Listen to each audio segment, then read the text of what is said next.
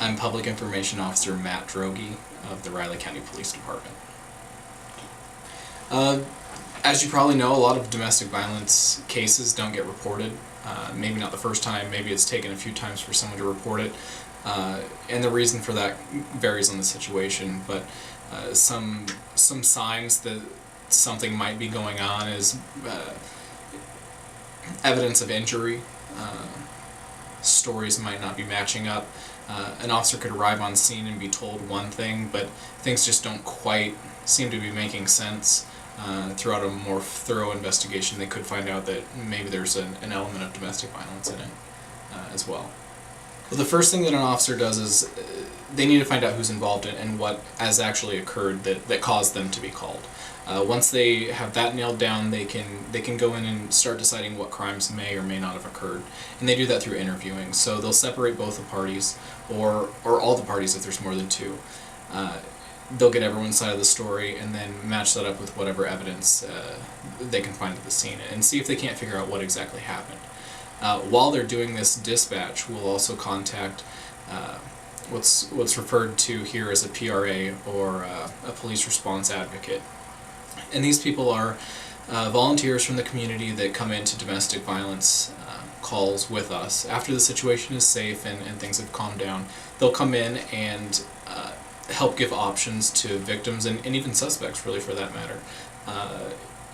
If someone who's involved in a DV situation wants to talk to someone further, maybe about getting out of some sort of a toxic situation, or finding a place to stay while they go through the court system, these PRAs are there to assist them. A lot of times when you're talking about DV or domestic violence, immediately you think of battery.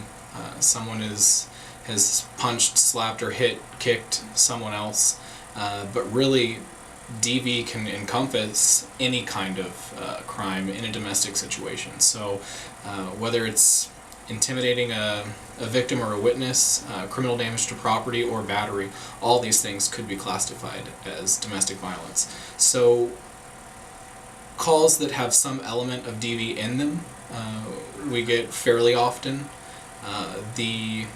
The TV version of DV, the more serious ones, though it does occur here, it doesn't happen regularly that's a really serious offense.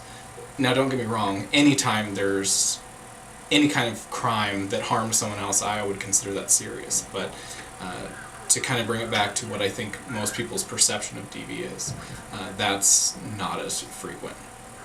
Obviously, if there's probable cause to lead police down the road that says you committed a crime, you can be arrested.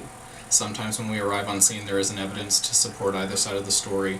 It's he said, she said, and when we don't have probable cause, we're not in the business of arresting people just because we think maybe they should go to jail. Obviously, we have to have evidence and probable cause to take someone's rights away in that respect. So when an officer can't get that probable cause, it kind of turns into a mediation. Obviously, it still gets reported.